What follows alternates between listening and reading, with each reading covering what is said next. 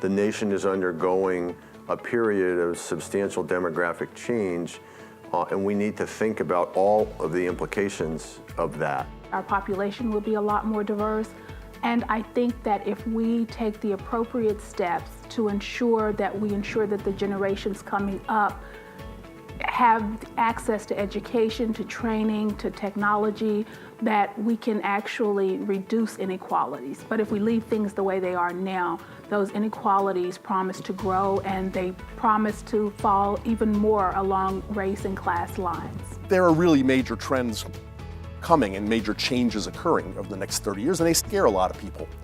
And so I thought it would be good to have an accurate read of what these changes are going to be, and I thought having more information might help calm people down. But we need a new batch of policies to deal with these challenges, and I think have a good understanding of the challenges themselves would help to lead to better policy discussions about how to address them. So if things were going to stay the way they are right now, by 2050, 30% of the population would be foreign-born. So that's a substantial difference from 10, getting close to 15% right now. And that has many implications at many different levels. It has implications even for how we observe children in the school system, in the education system. And it has even implications for those who are already retired and how we help those who are already retired to age in good circumstances. We have a long line of work on children of immigrants and their access to high-quality early care and education programs. What inspired us was just the importance of this population for our country going forward. And on a personal note, when I saw the call for papers at US 2050, I'd just returned from maternity leave. There was this framing around today's infant being tomorrow's working age adult, and I thought how important that framing was for our own family and for the country as a whole. I think the main issue is to identify the unique challenges going forward that the millennials face.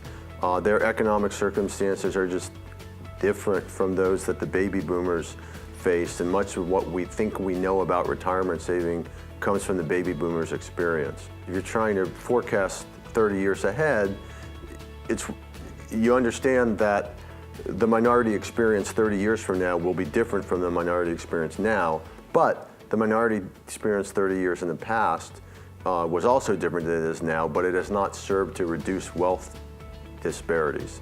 So that's a cause of concern going forward. So the African American community has always been a little disconnected. They've had some labor market challenges, obviously a long history of discrimination. And so trying to take lessons learned from the past, to be able to leapfrog the community going forward, and to be more optimistic about how we can empower the group looking into 2050 rather than talk about some of the problems and disparities looking forward. I've often been asked how race affects a candidate's ability to fundraise, and we've just never had good data on that. So through this project, we've built out this information and created a resource to get a sense of sort of what makes a candidate competitive, what ultimately leads them to serve in office, and I think that that can help us answer and predict questions that we might have about who's going to be representing us in 25 years, who's writing these policies that affect this increasingly diverse population, and how do the racial and ethnic identities of our members of Congress matter. The key thing I wanted to do was to just identify the pressures that are going to be mounting on Congress. We see Congress as kind of a microcosm of our democracy, and so, its ability to function is going to depend in part on its own institutional capacity as well as the demands that are being put on it by, the challenges facing the nation. I think it's always important to look forward. I mean, think of yourself as driving a car. If you focus only on the few inches ahead of the car, you're going to run off the road, you're going to make mistakes in your direction. Any kind of driver needs to be looking far enough down the road into the horizon to be able to steer the car appropriately.